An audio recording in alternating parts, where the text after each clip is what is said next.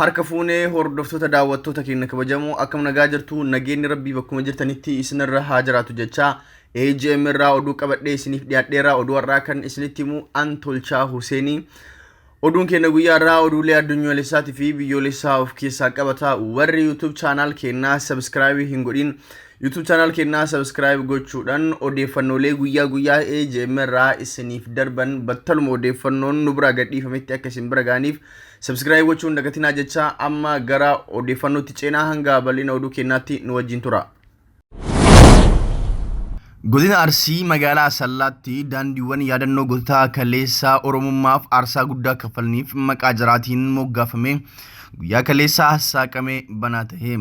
Daandichi kan bana'e xiinxalaa siyaasaa fi daayirektara olaanaa Oromiyaa Miidiyaa Neetwork obbo Jawaar Mohammad, pirezidaantii mootummaa naannoo Oromiyaa duraanii obbo Junaayid Saaddoo, Luba Balaay Mokononii fi obbo Galaasaa Dilbootiin.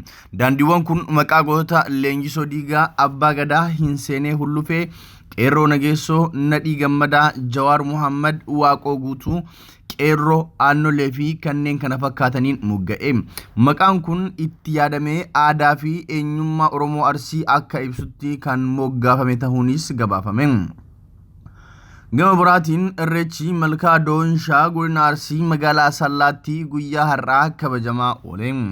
Ayyaanicha irratti namoota lakkoofsaan 100,000 lakkaa'amantu hirmaate.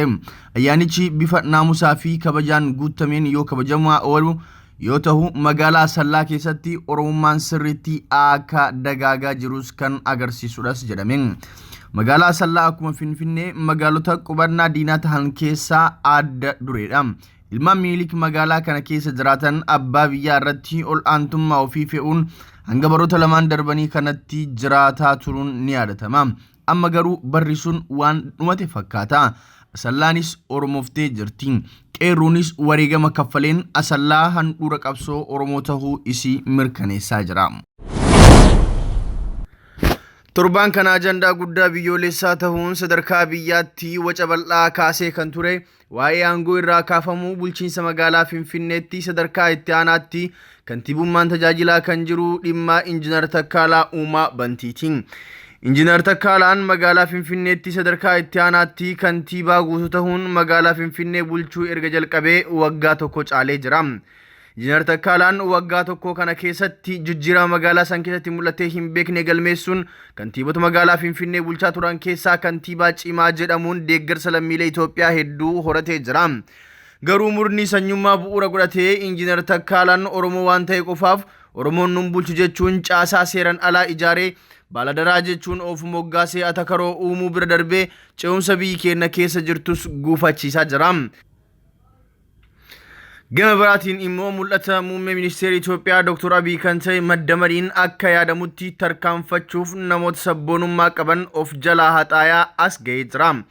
Madda mariin sabboontota of jalaa ciru pirezidaantii mootummaa naannoo Oromiyaa duraanii obbo Lammaa Magarsaa irraa eegalee namoota hedduu galaafatee amma Injiinar Takkaalaa Uumaa dhaqqabee ture. Madda mariin Oromummaa balleessuun Itoophiyaa ijaara. Sabboontonni kana hin fudhatan. Ija jabaatanii murmu. Kanaaf akka isaan dhageettii fi aangoo waa murteessuu dhabaniif aangoo irraa mulqamaa jiru. Injiinar Takkaalaan gara tokkoon wacni Habashaa gama tokkoon ilaalchi madda marii aangoo irraa qaarisuuf murteessee ture. Murtichi akka ibsutti Injiinar Takkaalaan gaggeessummaa irraa ka'uun adde Adaanach Abeebee bakka Injiinar Takkaalaa akka buutudha. Haa ta'u garuu mormii guddaa uummata Oromoo irraa dhagahameen mootummaan sodaatee murtee jijjiiruun Injiinar Takkaalaan akka gaggeessummaa Finfinnee irra turu murteessan. Waajjirri bulchiinsa magaalaa Finfinnees barreeffama gabaabduu tana maxxansuun akkas jedhe. Injiinar Takkaalaa Uumaa አሁንም በስራ ላይ ይገኛሉ። ኢንጂነር ተካላ ከኃላፊነታቸው ተነስተዋል ተብሎ የወጣው መረጃ የተሳሳተ መሆኑን ለመግለጽ እንፈልጋለን። ኢንጂነር Takkaalaa Uumaan ammas hojiirra jiru. Aangoo irraa kaafaman ololli jedhus soba jechuun bifa waakkitiin beeksise. Garuu dhugaan akkasii miti. Dhugaan jiru Takkaalaan achi kaasu ture. Garuu sodaa uummataa irraa kan ka'e yaada ofii jijjiiruun waakkate. Sunis waan ta'u kanas Takkaalaan Uumaa kantiibaa magaalaa Finfinnee tahee itti fufee jira. Bulchiinsi naannoo Tigraay barattoota haaraa bara kanaa yuunivarsiitiiwwan naannoo Amaaraa keessatti argamanitti ramadaman garasitti kan hin ergine ta'uu beeksise. Itti gaafatamaan waajjira barnoota naannoo Tigraay obbo Gabramasqal Kaasaay ibsa guyyaa dheengaddaa kennaniin bulchiinsi naannoo Tigraay barattoota haaraa gara yuunivarsiitiiwwan barattoonni keessatti rukutamanii akkasumas gara naannoo rakkoo barattoota irra gahuuf itti gaafatamummaa hin fudhanneetti kan hin ergine ta'uu murteessee jira jedhe obbo Gabramasqal. Itti dabaluudhaanis barattoonni naannichaa 600 kanneen bara kana yuunivarsiitiiwwan naannoo Amaaraa keessatti ramadaman garasitti kan hin ergine ta'uu mootummaa federaalaatti beeksifnee jirras jedhan. Bulchiinsi naannoo Tigraay akka jedhetti barattoonni naannichaa qabxii seensa yuunivarsiitii argatan 9,000 jidduu jalqaba barattoonni 2,000 yuunivarsiitiiwwan naannoo Amaaraa keessatti ramadamanii kan turan yoo ta'u marii mootummaa federaalaa waliin godhameen booda irra barattoonni 600 qofti yuunivarsiitiiwwan naannoo Amaaraa keessatti kan ramadaman ta'uun beekamee jira.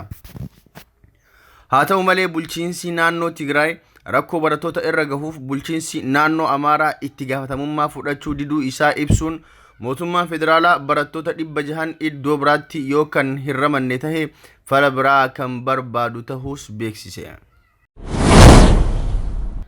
Turkiyaan kaaba Sooriyaa keessatti duula jalqabdee guyyoota muraasaaf adda kutuuf akka tahe gabaafame. Itti aanaan pirezidaantii Ameerikaa Maayik Piins gara Turkiyaa imaluun guyyaa dheengaddaa pirezidaantii Erdogaan waliin erga mari'atee booda ibsa kenneen hidhattoonni Kurdii naannawa kaaba Sooriyaatti akka bahan Turkiyaan ammoo guyyaa 5 dhukaasaa akka dhaabduuf waliigaltee irra geennee jirra jedhe. Haaluma kanaan Turkiyaan guyyoota 5 dhufan keessa haleellaa lafoo fi qilleensa irraan torbee tokko dura finciltoota Kurdii irratti jalqabde kan addaan kuttu ta'uunis ibsame.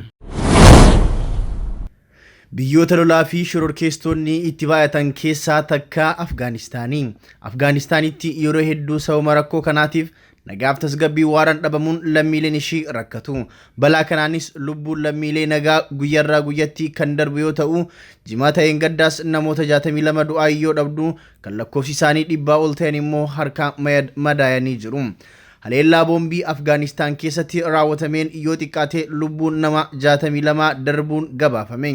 Haleellaan kun Afgaanistaan naannawa Nangaharaa jedhamu keessatti ummata salaata Jummaatiif masjiida keessa ture irratti kan raawwatame yoo ta'u namoota 62 battalumatti ajjeefamaniin alattis namni 100 ol kan madaa'e ta'uu qondaaltonni naannichaa beeksisan.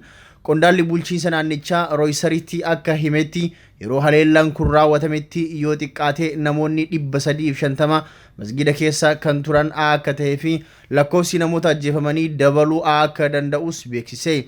Balaa kanaan masjidichi guutumaan guututti kan jige yoo ta'u namoota jijjiga masjidichaa jalatti awwaalaman lubbuun baraaruudhaaf tattaaffiin kan godhamaa ture ta'us odeeffannoon ni addeessa. Mootummaan Afgaanistaan balaa kanaaf garee Taalibaan yakkuun kan balaaleffate ta'us hanga ammaatti qaamni itti gaafatamummaa fudhate hin jiru. Paarlamaan Biriteen sanada waliigaltee haala biyyattiin gamtaa Awurooppaa keessaa baatuun ibsu ammas kuffise. Riifarandamiin Juun 23 bara 2016 keessa gaggeeffameen uummatni Biriteen gamtaa Awurooppaa keessaa bahuuf sagalee caalmaa taheen erga murteessee booda mootummaan biyyattii waggoota lamaan darban keessaa hariiroo daldala hawaasummaa nageenyaa fi dinagdee Biriteen fuula duraaf gamtaa Awurooppaa waliin qabaatu irratti sanada seeraa yeroo hedduu kan qopheesse ta'us fudhatama dhabuun ni beekama. Haaluma wal fakkaatuun muummichi ministeera Biriteen Boris Johnson kamisa darbee bulchiinsa isaa gamtaa Awurooppaa waliin waliigaltee haaraa fi faayidaa qabeessa ta'e irra gahuu ibsuun Paarlamaan Biriteen waliigaltee kana fudhatee mirkaneessuun dhimmicha akka golamu gaafate. Haaluma kanaan paarlamaan biyyattii waliigaltee haaraatti dhiyaate irratti sanbata kaleessaa sagalee kan kenne yoo ta'u ammas waliigaltichi faayidaa Biriteen kan miidhu jechuun sagalee caalmaa taheen kuffisee jira. Gamtaan Awurooppaa gama isaatiin Biriteen hamma Oktoobara 30 bara 2019tti mirgaa fi faayidaa ofii kabachiifattee guutuutti gamticha keessaa akka baatu yeroo kan kahe yoo ta'u paarlamaan Biriteen dhimma gamtaa Awurooppaa keessa bahuu irratti ammas waliigaltee dhabuun biyyattiin danqaa siyaasaa fi kufaatii dinagdee keessa seenuu maalti sodaa jedhuun kan hammaataa dhufe ta'uun gabaafame. Kanuma hordofuun muummichi ministeera Biriteen Boris Johnson guyyaa xumuraa gamtichaa kaahee akka dheeratuuf xalayaa gamtaa Awurooppaatti barreessan kan gaafatan ta'uu odeeffannoon ni addeessa. Gama biraatiin ammoo miseensonni paarlaamaa biyyattii hedduun uummanni Biriteen yaada gamtaa Awurooppaa keessaa bahuu kana irra deebiin sagalee irratti haa kennu jedhaa jiran. Haaluma kanaan uummata yaada kana deeggaru qindeessuun kaleessa hiriirri guddaan magaalaa London keessatti gaggeeffamaa oole. Hordoftoota daawwattoota keenya kabajamoo oduun guyyaa irraa qabannee isiniif dhiyaannee kanuma sagantaa birootiin hanga walitti deebinutti nagaan nuuf tura.